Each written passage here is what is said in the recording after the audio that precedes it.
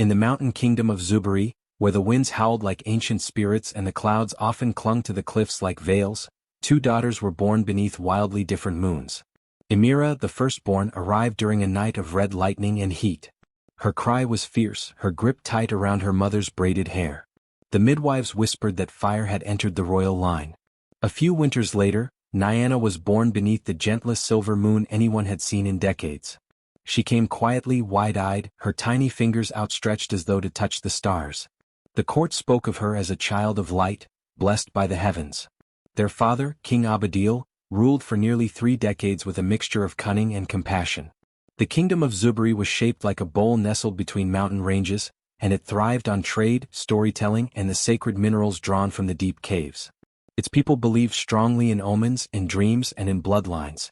King Abadil had no sons, but he never once considered that a weakness. His daughters, so different in temperament, were both trained in the art of rule. Emira, from a young age, took to the sword and spear like they were extensions of her will. She trained with the guards, split logs with one hand, and could ride a stallion bareback through the rocky ravines without flinching. Her fire was not only in her muscles but in her voice. She was direct, passionate, and sometimes brutal in her honesty. If a soldier failed in their duty, she was the first to reprimand. If a merchant cheated a villager, she would storm through the market herself and demand restitution. Nyana, in contrast, wandered through the gardens listening to birdsong and humming melodies that made flowers bloom earlier than expected. She read scrolls late into the night, weaved her mother's old shawls into blankets for the temple children, and spoke to farmers with words that soothed the soil and brought laughter to their weary faces. She had a quiet wisdom, and her presence calmed even the fiercest debates among the council elders. She never raised her voice, but her words cut deeper than swords when necessary. As the seasons passed and King Abadil's hair turned white and his steps slower, the court began whispering about succession. It was said that the king had consulted the oracle of Asiya, the blind priestess who lived on a hill of bones, and that she had spoken of a moon-crowned queen who shall guide Zubiri into a new dawn. But the oracle had not named the daughter. She had only mentioned that the moon would decide. This prophecy, while poetic, tore the sisters further apart. Emira believed fiercely in birthright. She had spent her life training, protecting the kingdom, and preparing for the weight of the crown. She felt it was owed to her not simply by blood but by sacrifice. "The moon may shine but fire burns the path," she once said, as if daring the gods to argue. Nyana, on the other hand, did not seek the throne, at least not outwardly. She loved Zubiri deeply but believed that the throne should go to whoever could heal, rebuild, and listen. "The people must choose their voice," she often said, though she never campaigned or argued for herself. Still, the love of the people leaned heavily in her direction. Her songs were sung in marketplaces, her poems recited in schools, and her soft touch felt even in the most distant villages. The court was split. The elders debated, the advisors plotted, and the servants listened to every whisper. The tension reached boiling point when the king summoned both daughters privately to his chambers one foggy morning. His breath was shallow and he held their hands with shaking fingers. "The moon has not spoken clearly," he rasped, "but I trust the heart of Zubiri, and I see it beating in you both." He tasked them with a sacred ritual, a journey to the cliffs of Shabako during the next full moon, where they would each sit in silence until the moon's light touched one of them first. That daughter would be named queen. The ritual was ancient, only performed once every few generations, and believed to reveal the true alignment of spirit and fate. Neither daughter protested, though Amira clenched her fists until her knuckles turned white, and Nyana bowed her head with tears forming in her eyes. Preparations began. Priests blessed the mountain paths, warriors were chosen to guard the sacred grounds, and the people waited with a mixture of dread and hope. Markets sold talismans shaped like moons, firebirds, and stars. Children pretended to crown each other in games, chanting songs of the Moon Queen. But behind palace walls, shadows stirred. Allies were quietly chosen, oaths whispered in corners, and some in the court feared that whichever daughter was not chosen might not accept the outcome peacefully. Emira trained harder than ever, slicing the air with her blade as if she could cut through destiny itself. Nyana wrote a letter to every district elder, promising to lead with mercy if chosen, and to support her sister fully if not. The kingdom held its breath. 2 daughters. 1 crown. And a prophecy that had already begun to taste like blood. The sun had barely reached its peak when the royal caravan set off toward Stone Hollow. It was a place wrapped in fog and old whispers, where trees grew twisted and silent, and the birds never sang. The oracle lived beyond the woods, where the cliffs met the clouds, and wind carved names into rock over centuries. King Abadil sat in a covered palanquin, his breath shallow, his eyes heavy with sleepless worry. Emira rode alongside, silent as stone, while Nyana held a prayer charm in her hand, her fingers trembling every so often. They reached the hollow at dusk. The silence was deafening, even the horses reluctant to cross the stone bridge that led to the oracle's shrine. The villagers who lived nearby dared not speak, only bowing with deep unease as the royal guards passed. The shrine was carved directly into the mountain face, its entrance marked by two towering statues with hollow eyes and open mouths. They were said to swallow lies. Inside, the air was damp and cold, and a faint chanting could be heard from deep within. A single brazier burned, the smoke curling in strange, serpentine patterns. The oracle did not emerge, they were summoned. A priest beat a copper drum 3 times, and from behind a curtain of bones stepped a figure draped in dark feathers, their face veiled in white ash. The oracle did not walk so much as glide, feet barely touching the ground. They stopped a few paces from the king and bowed their head. "Speak," said King Abadil, his voice cracking like old bark. "Tell me who must wear the crown." The oracle raised both arms and the chanting stopped. The mountain seemed to inhale. Then came the words, spoken not loudly but with the weight of thunder. "At midnight she will rise. The moon shall bear witness. The crown shall rest upon her, and the earth shall tremble with blood not yet dried. She shall rise, but her rise will spill kin." A long silence followed. Emira clenched her jaw, eyes flickering with something darker than fear. Nyana, pale as salt, turned away, her lips pressed tight. "Which daughter do you mean?" the king asked, desperate. "Which one brings blood? Which one wears the crown?" The oracle said nothing more. Their eyes rolled back and they collapsed like a puppet whose strings had been cut. They left Stone Hollow in a silence more deafening than before. The entire journey back to Zuberi's palace passed under a heavy sky, the clouds curling as though listening to what had been spoken. The villagers watched their return from behind closed doors. Word spread quickly, the oracle had warned of blood. At court, tension thickened. Counselors whispered behind fans and silken sleeves. Some argued to name Nyana queen, saying she had always carried herself with gentleness and grace, qualities of a good ruler. Others stood behind Amira, declaring that the throne belonged to the firstborn, the lioness who would protect the kingdom with steel and fire. In the garden courtyard that night, the sisters finally spoke alone. The moon was high, casting silver over the stone fountains and trembling flowers. "Do you believe the oracle spoke of me?" Nyana asked, her voice barely above a whisper. Amira did not answer at first. She touched a wilting hibiscus, tearing a petal between her fingers. "It is not what I believe. It is what others will believe. And what they believe becomes truth in time." Nyana stepped closer. "Sister, I don't want this to divide us. We can still choose peace." "Peace?" Amira's laugh was sharp, short. "Peace never shaped crowns. Do you think kindness will keep our borders safe? That the people love you enough to make spears bend? You live in dreams, Nyana. I live in the world." Nyana looked at her sister then, truly looked. Amira's eyes were tired but wild, rimmed in shadows like a candle burning too fast. Whatever softness once lived between them had frayed into threads. When they parted that night, they did not embrace. The king, hearing the tale from his guards, decided to postpone the coronation. The risk was too great. He could not allow a prophecy of blood to unfold beneath his reign. He called for prayers in every temple for the ancestors to show a sign. But no dreams came. No stars shifted. Only silence, as if the heavens themselves were holding their breath. And so the court waited. Whispers deepened. Trust thinned. Every look became suspicion. Every silence became strategy. The sisters no longer dined together, no longer stood side by side in council. What once was harmony had cracked. And through that crack, something darker began to slip in, something old and hungry and watching. And somewhere, far beyond the mountain winds, the moon began to wax. Midnight would come. And the crown would not wait forever. The royal garden once sang with color. Blossoms from the highlands curled around the carved stone archways, and vines heavy with sweet fruit tangled through trellises like green veins pumping life into the palace. It had always been Nyana's favorite place, not because of its beauty but because it held memories. Here, under the shade of the tamarind tree, she had once tied grass crowns onto her sister's head. Here she had whispered secrets to her mother, now long gone. Here she had planted a rare flower, her mother's favorite, the moon orchid, in her memory. It had never bloomed. Until now. And when it did, it wasn't the soft ivory she remembered. It was black as ink. Servants murmured and crossed their chests when they saw it. Some refused to water that corner of the garden anymore. Others said it was a sign from the ancestors, a warning, a curse. Nyana knelt beside it, trembling. The air around it felt cold, like dusk before a storm. When she reached out to touch one of the petals, it crumbled into ash. Emira watched from the colonnade, arms folded tight. She said nothing, but her eyes glinted with something dark. That evening she told their father, the king, what had bloomed.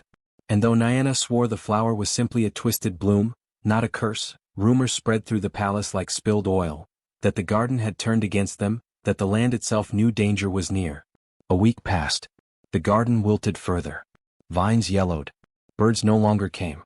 The royal spring, once clear and flowing, now moved sluggishly with a faint reddish hue like rust. Still, life in the palace continued, though heavy with unease. One morning just before dawn, Nyana walked the garden paths alone. She drank from the spring, cupped in her hands like she had as a girl. By noon she collapsed. They found her near the tamarind tree, curled like a child in sleep, her face pale as river clay. Her breath was shallow. Her fingers trembled. Panic struck the palace like a bell toll. Maid screamed. Emira stood in the doorway, unmoving. The healer came, a wise old woman named Tima who had treated Nyana since childhood.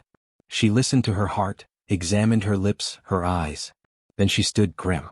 "This is poison," she said. Silence fell. The king stared at her, unblinking. "From the spring?" he asked. "Perhaps. But what troubles me is that it lingers in her blood, like venom waiting for command." "Will she live?" asked Amira. The healer looked at Nyana again. "Yes, but not fully. Her heart beats too slowly. She will be cold, fragile, never quite awake." Whispers slithered through the palace halls. Some said Nyana had poisoned herself in despair over the prophecy. Others insisted someone meant her harm. A courtier was caught burning incense near her bed and was questioned for hours. A kitchen servant was dismissed for slipping herbs into tea. But no one could prove anything. The king grew silent, isolating himself in the prayer chamber. He didn't eat. He didn't sleep. He blamed himself for seeking the oracle at all. "I chased truth," he muttered to the priest, "and found chaos."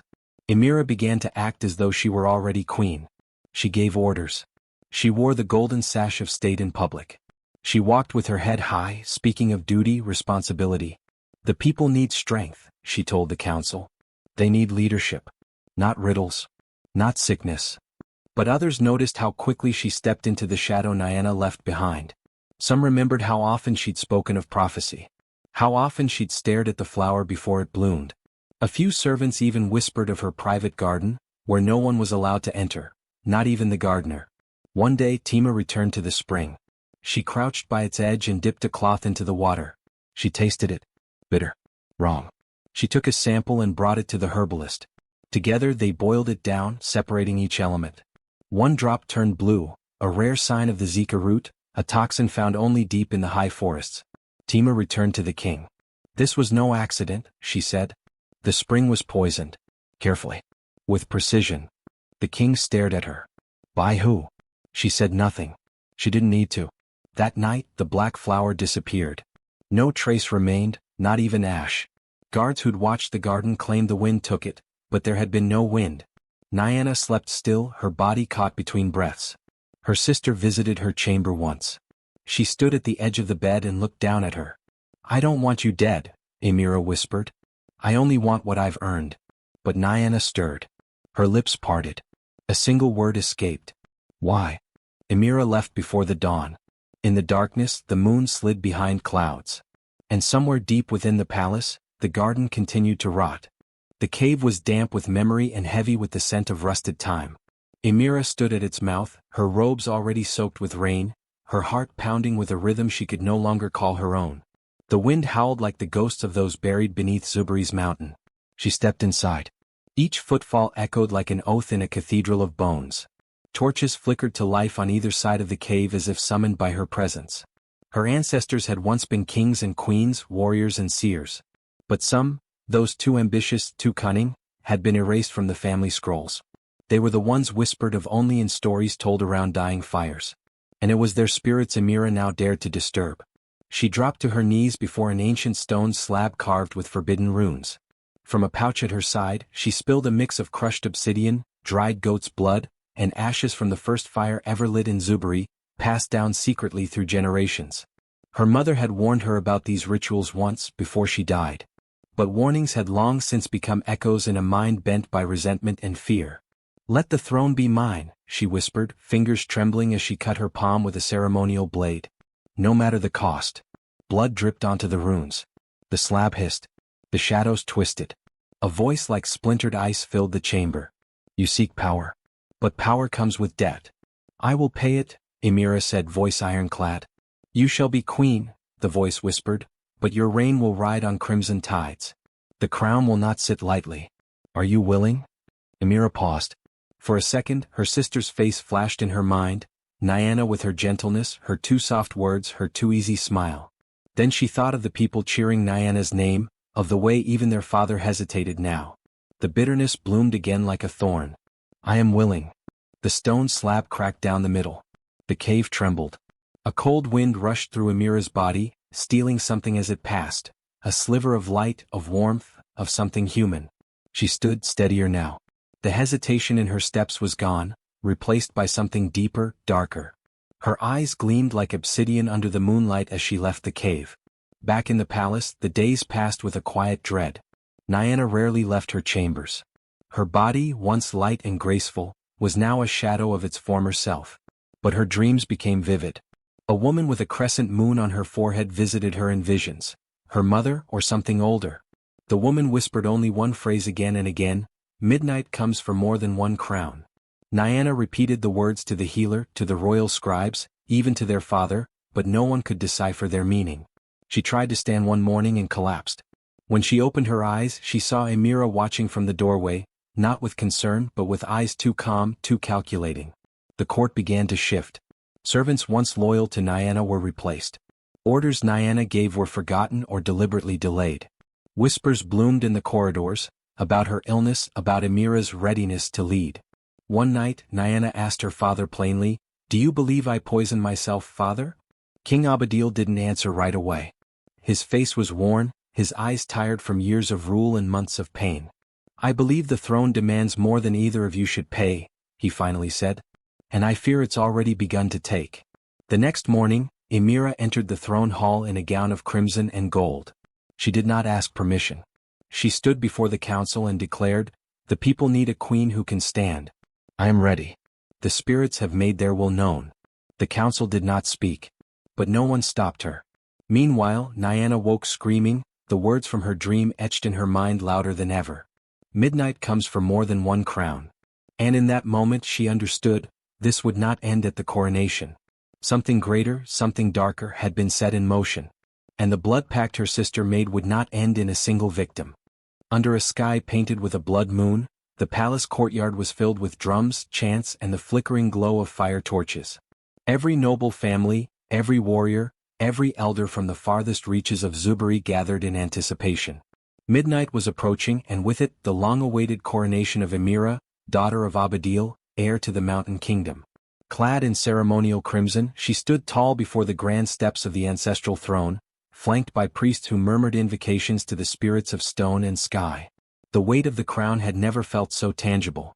As she stepped forward, her black robes shimmered with threads of obsidian, each woven with the mark of her ancestors. Her face, unreadable, bore no hint of triumph, only grim resolve.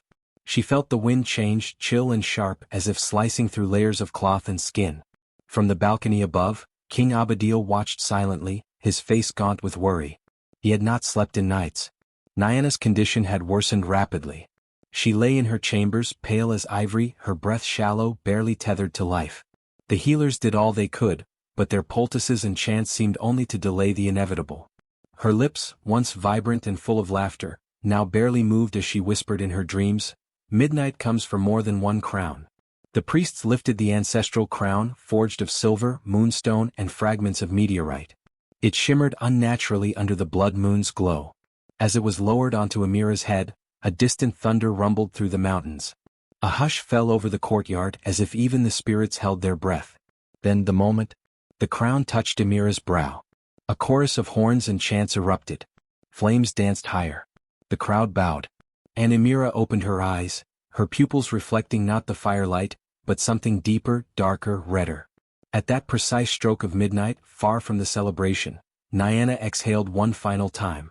Her hand, which had clutched the edge of her bedsheet, relaxed and fell limp. A single tear, or perhaps sweat from fever, slid down her cheek as her chest ceased to rise. The candle in her chamber flickered violently and then extinguished. Moments later, a scream echoed from the east wing of the palace. The news spread faster than wind on fire. Servants ran, messengers stumbled, and the joyous crowd outside began to whisper. The queen's sister was dead. The moon's glow above intensified, no longer soft but bleeding, as if the sky itself wept in anger. A soft drizzle began, not of rain, but of a crimson mist that touched only the marble steps leading to the throne room.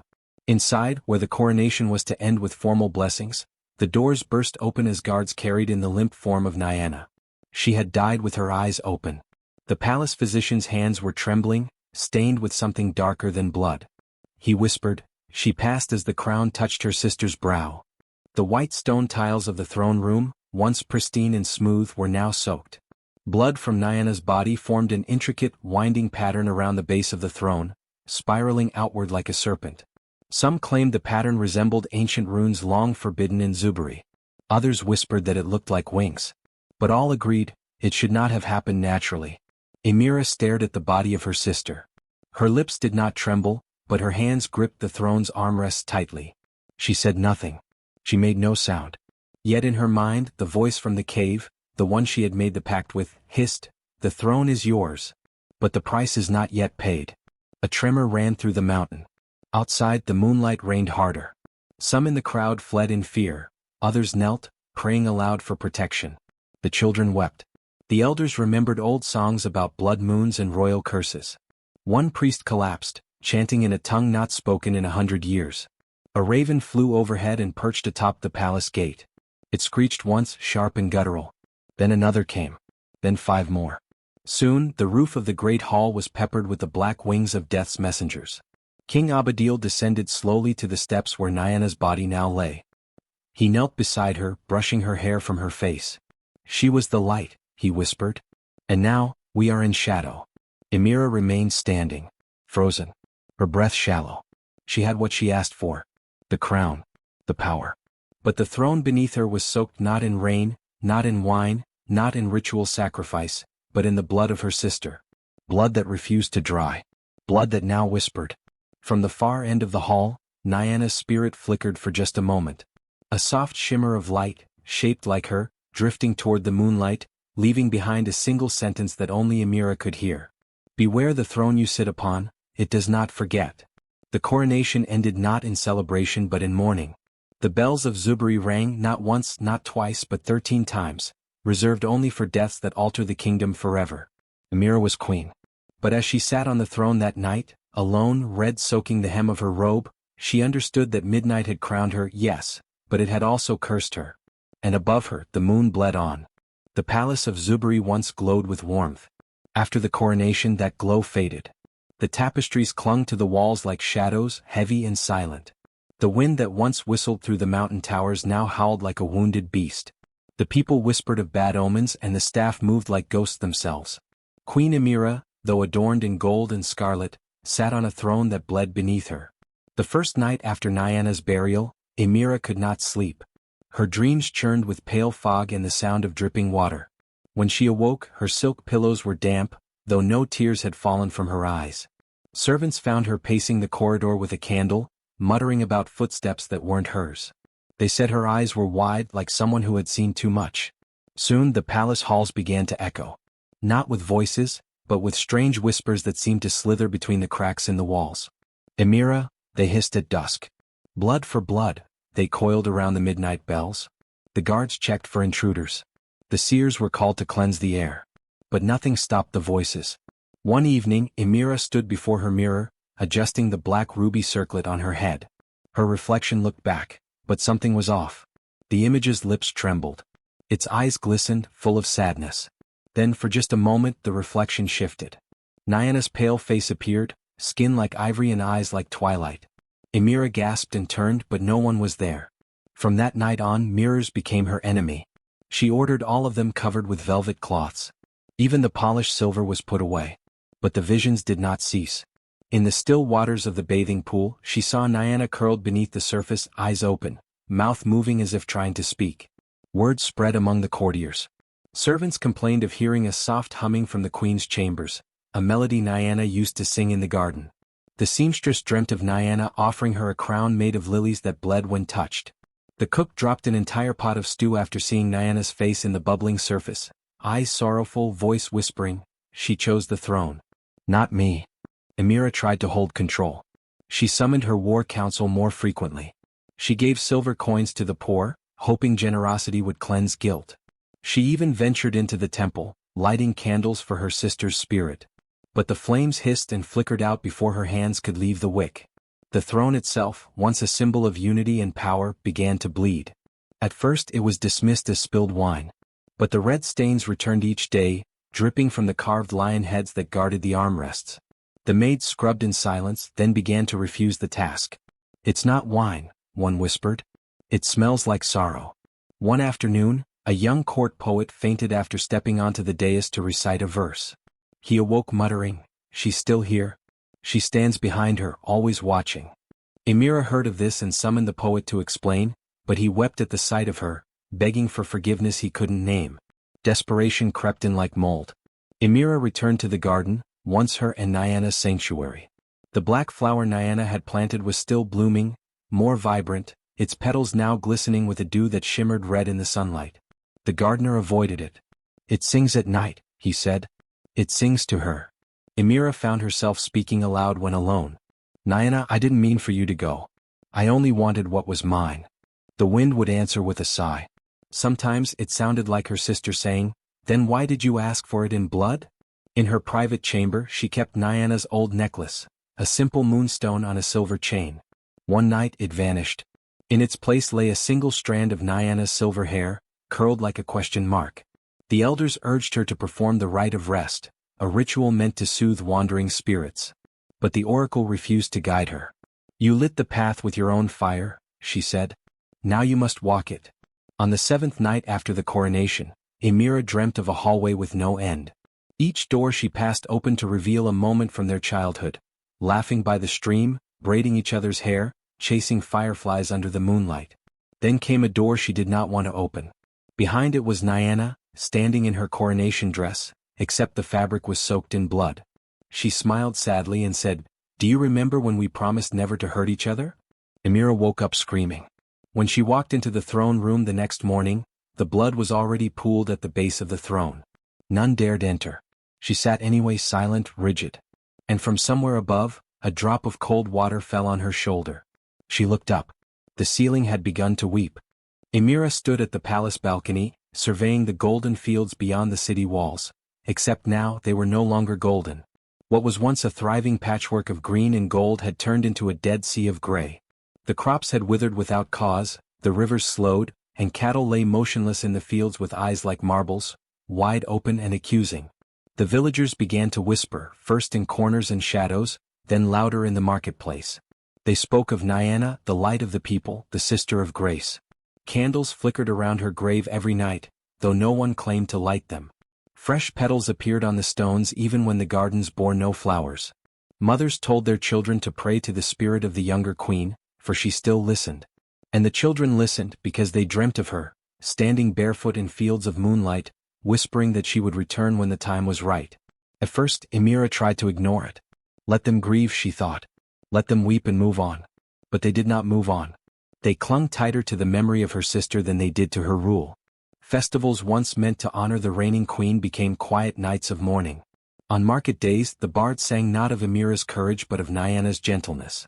And though Emira walked through the town square in robes of crimson and gold, the people bowed without meeting her eyes. One morning as Emira entered the great hall for council, she found the throne draped in white cloth, the same hue as Nyana's funeral linens. A servant, pale and shaking, claimed it had appeared by itself.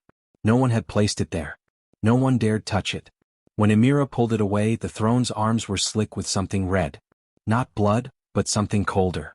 It smelled of wet stone and broken oaths. The elders of Zuberi, long silent, began to gather. They were not the kind of people who acted swiftly, But neither did they sit idle when omens piled like fallen leaves. Clad in their robes of ash gray and bark brown, they arrived at the palace in the 7th week of the drought. Their leader, Elder Bomani, bowed stiffly before Emira and said, "My queen, the land is unwell. The sun rises in mourning. The moon bleeds. The wind carries a name not yours." Emira's voice cracked like old parchment. "You dare accuse your queen?" "We do not accuse," Bomani replied. "We witness, and what we witness we cannot unsee." She clenched her fists, knuckles white. "The people spread lies. You feed on their foolishness." Bomani looked at her then, not with hatred but with sorrow. The people remember truth better than the crown forgets. That night, lightning struck the statue of King Abadil in the palace courtyard, splitting his stone face in two.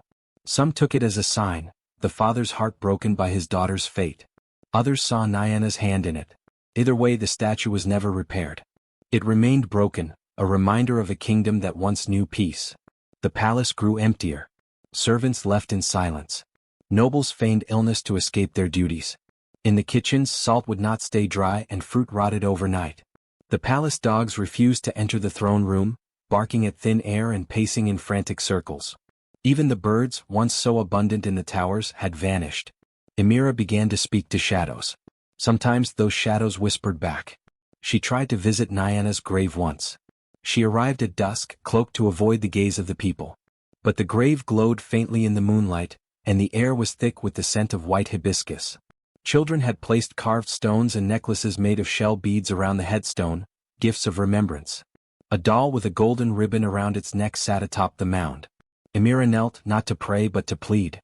"I never meant," she began, but her voice broke. A gust of wind howled across the hill, lifting her veil. In the stillness that followed, she heard a voice, not from the earth but from within her. The throne was never meant for one soaked in blood. She stood quickly, heart pounding, and fled back to the palace. That night, the moon turned its face, hiding behind thick clouds. Whispers now spoke of rebellion. Not from armies or swords but from belief itself. For what is a queen when her people place faith in the dead? Emira called for the high priests, demanding they bless her reign anew, but they came only with silence. They burned incense, but the smoke coiled upward in shapes resembling her sister's face. One priest vomited blood after speaking Nyana's name. Another claimed he saw a white figure in the palace garden, cradling a withered rose and humming a lullaby only the royal family knew. Emira could not sleep. Her bed felt like stone. Her reflection changed when she blinked.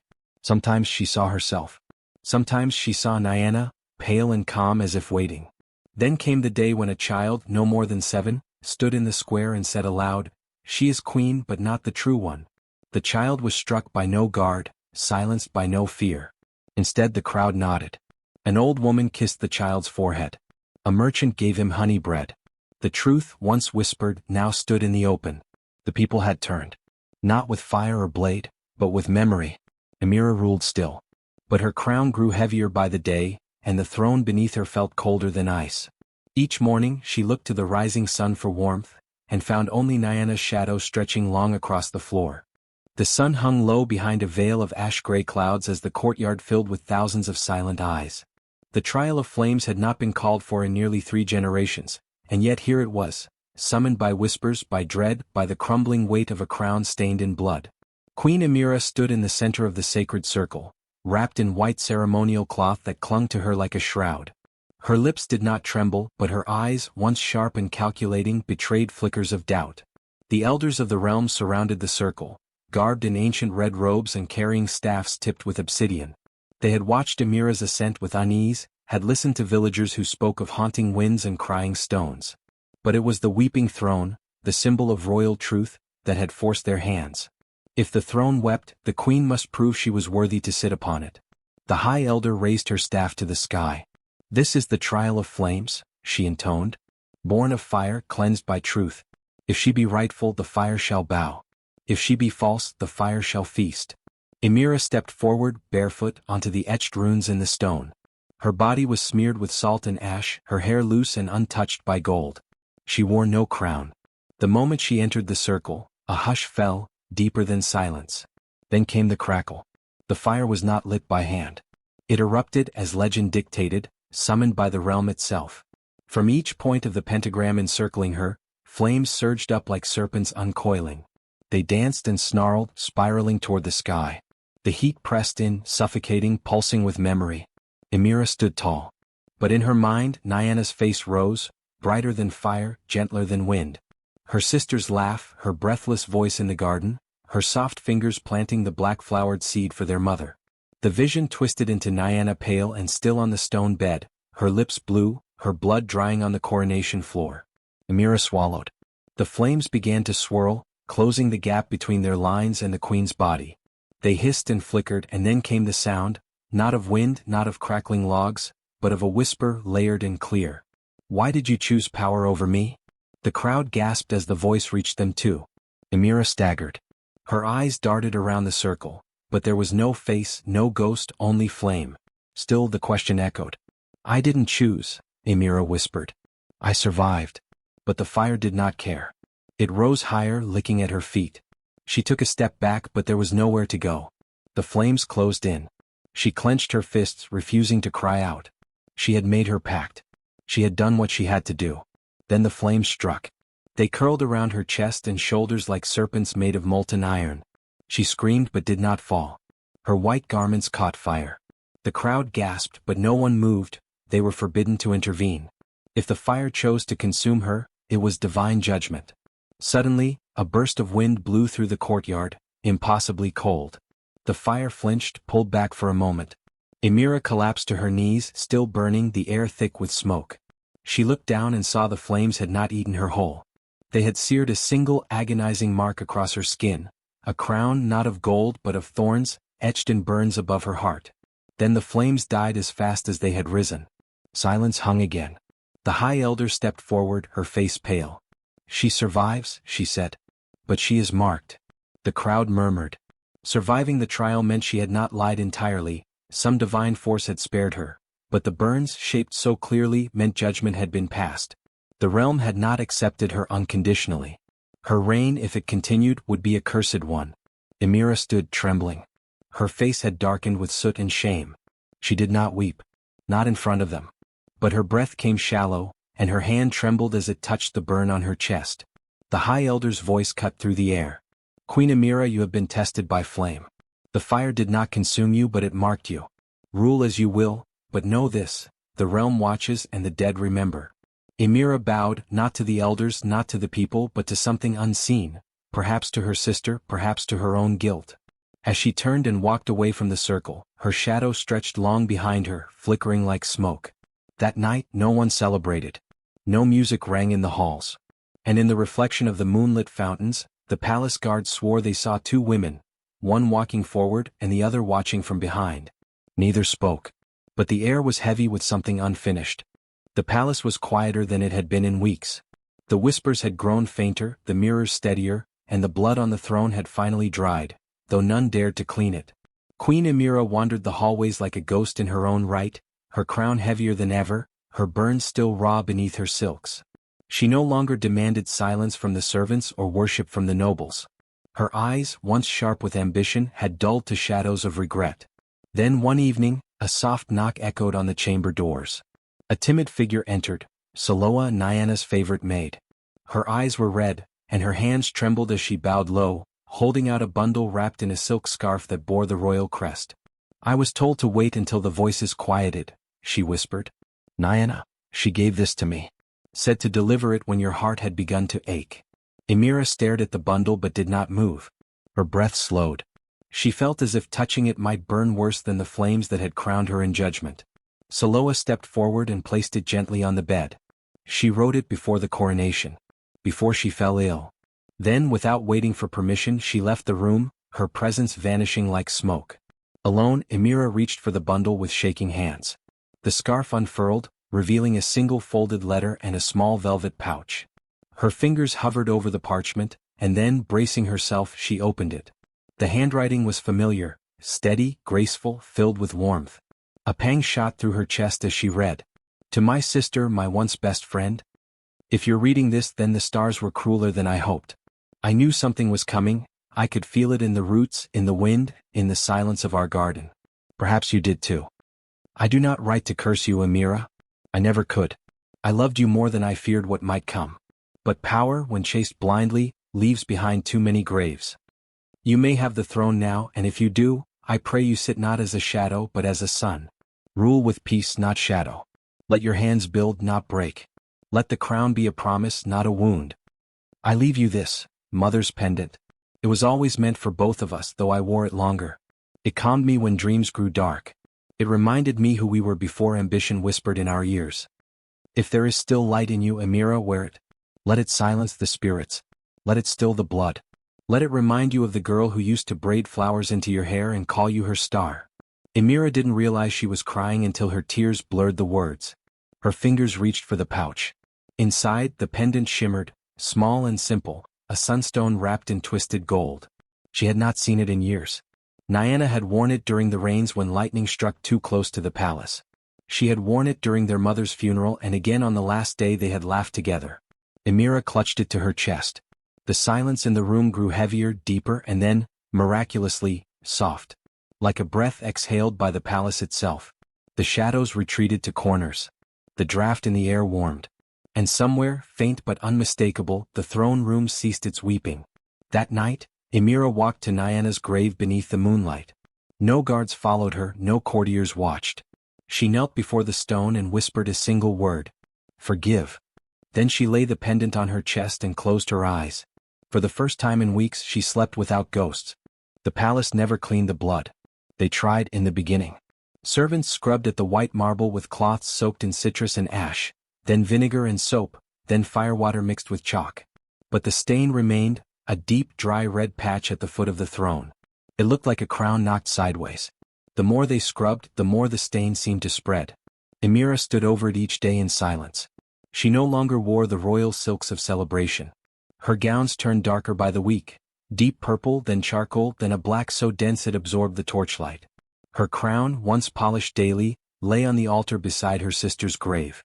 The throne is not clean, she told the high keeper. It may never be, my queen. She looked away. Good. The people had stopped bowing. Not in disrespect, but in confusion. They didn't know how to greet a queen who no longer claimed her title. Emira did not hold court sitting. She stood, always, beside the stained marble, her hands clasped in front of her as if in prayer, not command. When she spoke, it was with the quiet weight of someone who had nothing left to prove or defend. Whispers still rustled in the village winds. That the crown had drunk blood to seed itself. That the moon would never again shine silver over the palace roof. That Nyana had cursed the throne with her last breath. But it wasn't a curse. Not really. It was memory shaped into stone. Each year, on the night of the blood moon, Emira walked barefoot from her chambers to the courtyard. She wore no jewelry. No cloak. Just a single candle in her hand. The people followed. From the highest hill to the farthest shore, the kingdom darkened its torches. No music played. No feasts were held. Only candles. Small ones, flickering in silence. A sea of light for the girl who never got to be queen. The first year no one dared speak her name. The grief was too raw. The second year, Emira herself whispered it into the wind, Nyana. The third year the people sang. They sang lullabies from the old nursery where the sisters once laughed. They laid flowers not on the throne, but around the garden's black-bloomed vines, where Nyana's favorite tree had started to twist its branches toward the moon. By the fifth year they had built a shrine from the stones of the old spring, the one that once sparkled before poison turned it into a mirror of rot. Now the waters flowed clear again. Children bathed their hands in it before lighting their candle. It was said the spring forgave. But the throne never did. Emira ruled with quiet hands. She forgave debts that once would have demanded blood. She dissolved the laws that placed status above kindness. She welcomed healers, even those branded witches, into the palace walls. Her decisions were slower but deeper, like roots that grow in silence until one day they hold the earth together. She became known not as the Flame Queen or the Moon-Blooded, but simply, the Morning Queen. Some mocked the name. Until they met her eyes. Eyes that had seen a garden rot and a crown weep. Eyes that had once watched a sister's body grow cold before the dawn. She kept Nyana's pendant around her neck. She never removed it, not even to sleep. And when the throne's whispers returned, as they sometimes did during storm-filled nights, she would touch it and whisper back, I know. Emira had only one decree that could never be overturned. The blood shall remain. No builder or king now or in the future was allowed to clean the stone. No tapestries were to cover it. No decorations, no rose petals, no illusions. The crimson would stay. To forget would be the greater curse, she said. And so, children were brought to the palace on the day of their naming. Not to touch the throne, but to stand beside it and understand. That power without love becomes ash. That vengeance wears a beautiful mask, but always devours the wearer from within. That a crown taken in the dark will never truly shine. Some of those children would grow into kings and queens of their own provinces. And they would say in every village hall, "Let no throne be clean of memory." Years passed. Emira aged with grace but never softness. Her hair silvered, her steps slowed, her voice thickened like honey left in winter. But her eyes stayed sharp, her pain never fully dulling. She did not remarry. She named no heir. The kingdom grew around her, steady and fair, like a tree refusing to fall even as the winds howled harder each season. On her last day she stood once more beside the blood-stained throne. She placed a second candle beside it, one for herself, one for her sister. And then she whispered to the stone, to the spirits, to the night. "You were always the better light." The candle did not flicker. It flared, just once, as if accepting her at last. When the maids entered in the morning they found her standing still. Eyes closed. One hand over her heart. Her pendant glowing faintly. She did not fall. She did not kneel. She left this world standing beside her sister's blood, exactly as she had promised. The throne never saw another ruler sit upon it. But beside it generations stood, and remembered,